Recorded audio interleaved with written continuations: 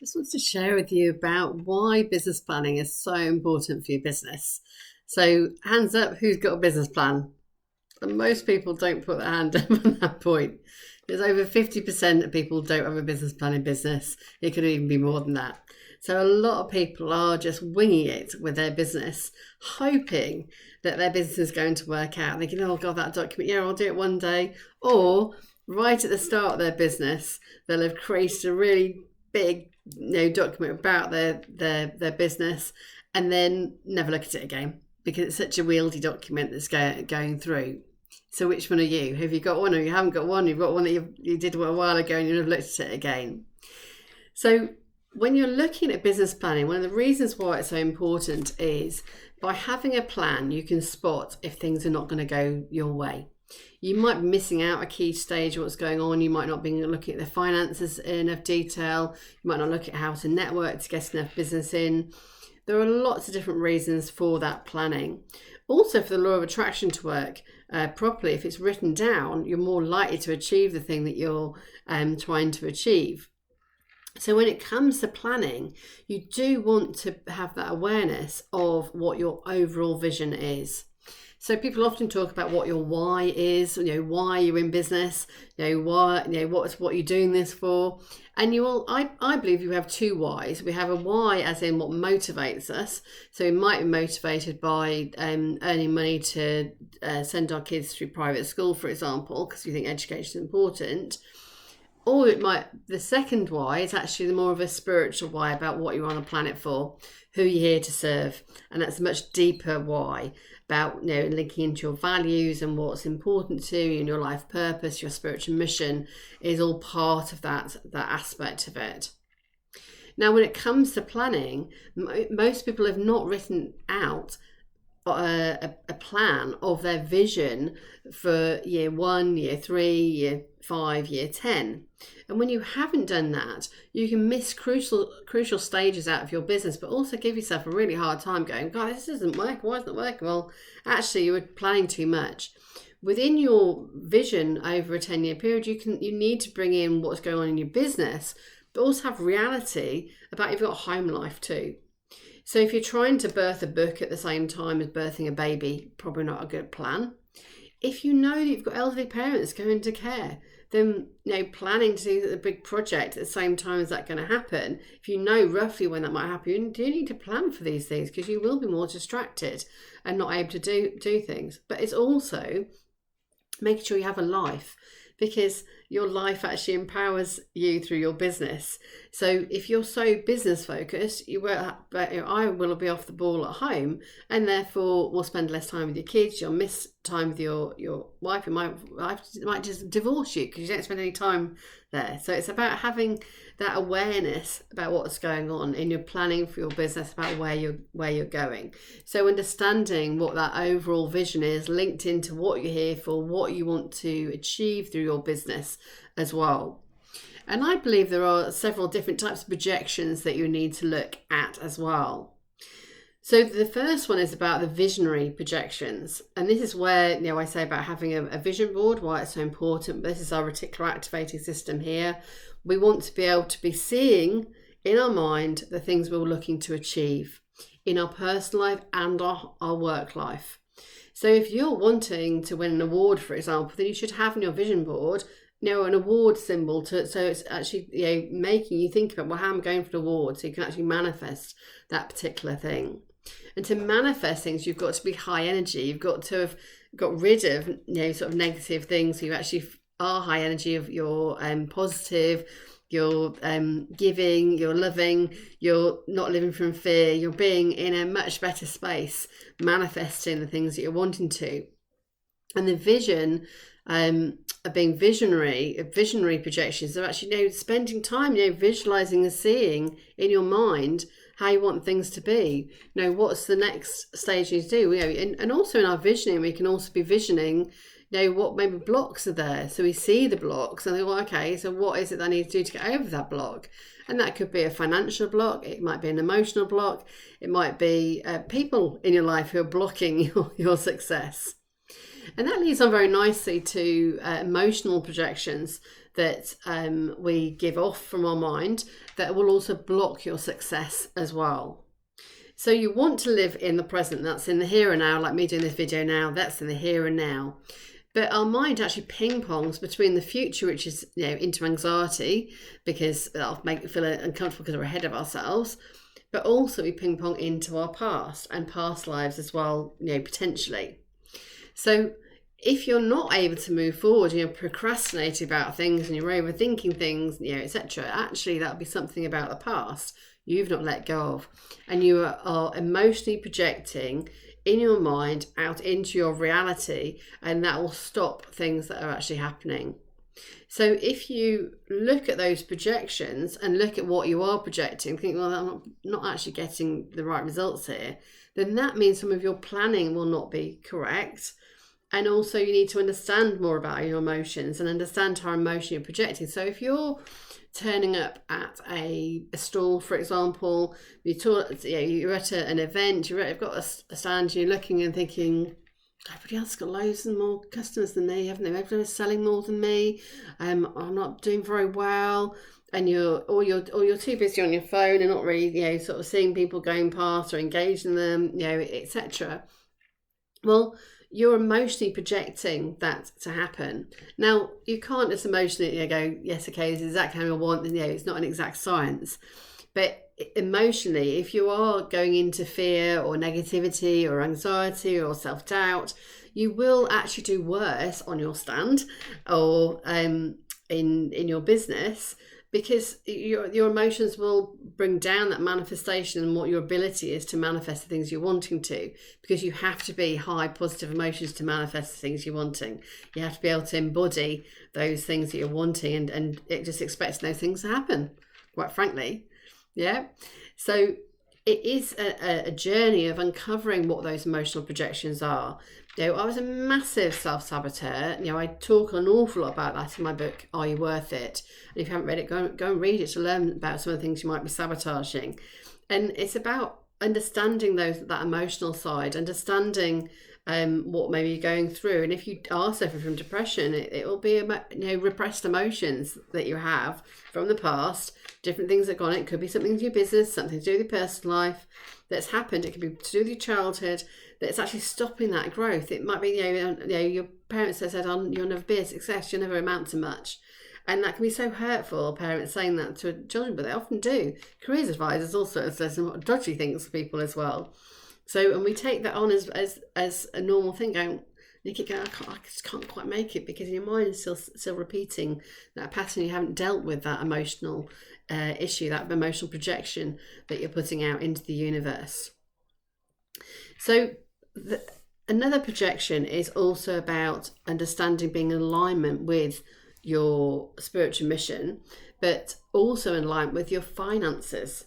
So you want to be projecting what finances you're wanting, which is all part of the planning. So if you do have, like I had, the maths phobia, then that will cause you some issues as well, because you won't do any of the financial bits of your business plan. You'll ignore them completely. You won't put any numbers in your business plan at all, because numbers don't really mean much to you. Yeah. So you do need to sort that maths phobia out and come and see me if you need that support. But ultimately, it is about what financial projections, looking at the finances in your business and looking at how to actually improve things for, to actually have a sustainable, profitable business going forward, so that you are charging enough, so you do know what your costs are, so you can manage your cash flow, so that you do understand your accounts. That's all part of the projections about what you're doing around your finances. So as I said, in I've got an acronym called PLAN. P is about projections. Those projections are so important, the planning in your business. The next one is about the L, which is the learning your lessons.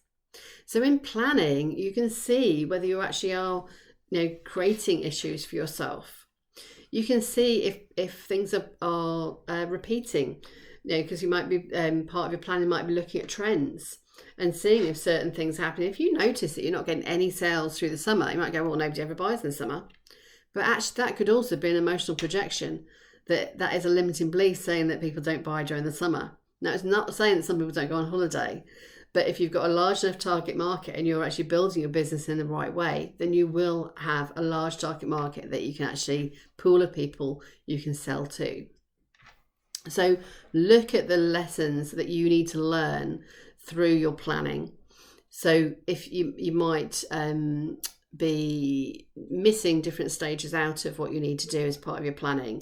So you might be missing out the fact that you've got to do 5 different elements first within your planning to actually get, customers. So for example, one of my lessons I've learnt is don't advertise too many events at once, because I just don't have the energy to keep, putting people into the different courses. Actually, it's better for me that I've just got one course that I'm concentrating the energy on. I'm putting all efforts towards that, and that gets more people into that course rather than having lots of different courses and end up like 1 or 2 on each one and it not concentrated. Okay, so look at learning those lessons, look at what you can shift and change in your planning to plan for new things to happen, but also planning out of your comfort zone as well. If you're saying, I'm just going to stay in Kent, well, maybe with a virtual world you can go worldwide. Put that into your planning as well, so that you're actually learning a lesson that you've been playing too small before, and you actually need to think big and actually go big. I know I'm a global healer, and I often say it's small because that's how felt was more comfortable, but actually the growth is in growing yourself and expanding yourself into where you want to be. So the A of plan is about accountability. Now, this problem about self-sabotage and the emotional projections is that if you don't tell anybody your goals and your targets and etc., then actually you can really sabotage yourself, because nobody knows that you've put that as a target, and therefore if you don't meet, you go, oh well, maybe you, because you didn't tell anybody. Whereas actually, if you're accountable to one or many people, and you've actually put that out there into the universe, this is what I'm going to do, people are waiting for it. So me talking about the next book's due out in February, that's all part of the projection of going, that's what I'm working towards, that deadline for it to be out. Yeah. And that's all part of what is in my overall vision about what I wanted to come out. Now, I have to say, it's not out. I thought it was going to be out a couple of years ago. But actually, time's gone by, it didn't happen, other things happened. No, that's part of the plan. It's still part of my business, but what I thought personally was supposed to happen for me, it just wasn't happening. So I've parked it for a period of time to come back to it. And that's absolutely fine. It's your business. It's what you want to do. And it's also, for me, it was about getting deeper about some of the sabotage that was going on, the emotional projections, to work out what on earth was stopping me from where I wanted to be. So that accountability of having somebody, now you want somebody who's not necessarily your best friend, you want somebody who will tell you the truth, who will, not take an excuse from you and go, not good enough, that actually is going to turn up at the time you say you're going to turn up, is going to expect you to show what you're going to do, and will make you, feel uncomfortable if you haven't done that. Because that pushes you out of your comfort zone into a new thing. So you don't really want your best friend to be doing it, quite frankly, because they'd be too kind. You want somebody who's also equally passionate, who equally wants to be pushed in that way, and you work alongside with each other in that way. So do look at planning for accountability, because you probably do need some support, to work on the sabotage, with a therapist like myself. And also, I'm a massive advocate about business owners learning therapy techniques and tools. You don't have to learn the whole therapy always. You don't have to become a therapist. But actually use those things on yourself means that when you do hit a block, you don't have to go to a therapist to sort it out, which costs you a lot more money. Once you've made the investment yourself in having that technique, you can just use it yourself. Whether that's the balance procedure, neuro-linguistic programming, Reiki, whatever it is, to shift yourself out of the issues that you have. So the final bit of planning is that the N of the plan is about networking and making sure that you are planning your networking. So if you know exactly who your ideal client is, you should know what sort of networking groups you should be a part of. Do you want to be part of referral networking, or do you want to be part of networking where it's much more ad hoc? You don't quite know who's going to be there, but it's all women, or because when you're networking, you're not trying to farm from the room the people around you to make them your clients or to buy from you. networking is all about, supporting, helping the other people that are in the room with you. But you do need to plan that actually those people that you are working with, that actually maybe they have an audience that might need your services, or they might have resources they can support you with as well. So if you are wedding planner, for example, then it would make sense you went to a network that was all about weddings, because then you will get wedding photographers who turn up, and florists, and different individuals who are cake makers involved in that particular industry. And then you can refer to each other much more easily. And that's all part of the planning. It is about, where does your ideal client hide out? Where do they turn up at? So that you can network there. You can find out, can you speak at an event like that? And that's part of your networking, would be, maybe getting a connection into a talk to your ideal clients as well. So do think about that networking, that planning, where you want to go, how many networks you need to be a part of, how long you're going to need to network for, what your strategy is for staying in touch with people, building that rapport, building those relationships to actually get the most from your networking. Because the planning makes such a big difference to where you're going. So you can track different things that are going on in your networking. You do now have to be careful a little bit more about GDPR. Because if you hold any personal data about people, previously you would have been able to, if you wrote down, the last conversation you had with whoever, but now you have to be much more, that's seen as personal data, so you wouldn't be able to do that so much. You have to remember what people have said. Ultimately, it is about planning for it, understanding. So, as a business mentor, most of my clients that I'm mentoring are health and wellbeing professionals, or business owners who are wanting that health and wellbeing element that I was talking about before. So it makes sense for me to turn up at some networks which are just health and wellbeing focused, but also I need to be at other networks where they'll be supporting the different types of business that I work best with, because I work best with academics. So whether it be solicitors or accountants or whatever, that I'm where those types of businesses actually are represented, so I can build rapport with them, build the and say about what my services are, so when they're ready, if they want to work with me, then they can. And that's all part of the planning. It's about understanding, going back to that spiritual mission, about what you're here for, what your life purpose is, looking at the overall vision about where you're going, and writing down the detail of the different things that are going on, but understanding that through all this, everything that you're creating your business is coming from your mind. So actually what you're creating write down what comes to you onto paper. If you are meditating, which you should be twice a day, when you've got mind, body, spirit interlinked, and you're breathing and getting through, you will start getting guidance coming through about what you want to be creating. That's all part of your planning. You'll get ideas, inspiration. No, you can't act on all those ideas, inspiration straight away, because if you do, you'll burn out. It'll be too much. But actually recording things down in a book or whatever. So if I show you mine, this is my inspirations books by my desk there. So oops, upside down. There you go. So little ideas. It's not very tidy, but it's got different things in here about different ideas that have come to me, book ideas, etc., plans, so that if I've had this is for a little download about it's about the acronym STUCK that came to me. So I just scribbled down what it was all about, because in meditation things have come to me. And then when I came to write a blog post about STUCK, I've got it in my book in here, so I can refer to it to go through it. But because I've got one book on the go, I've got notes coming to me about 2 other books as well.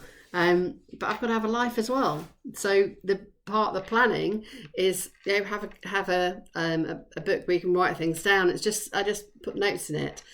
The 3rd book in the series is called The Courtship, which is a relationship book. And I just have a book by my bed when I'm meditating. If something comes up, or I might have watched a film, or first dates or something, and I think, oh, that might need to go in the book, or I might have seen a quote on Facebook, then I'll just write it in there. Now, it's not in any particular order, but it's just capturing inspirations going forward, and that's all part of planning. I've planned to do that. because I know it works for me. If I record it down, it's there in readiness. I find it works best for me that things are recorded down. So I hope you found that useful about planning for your business. And I will look next time, look more at accounting and why accounting is so important for your business and your finance and your business moving forward.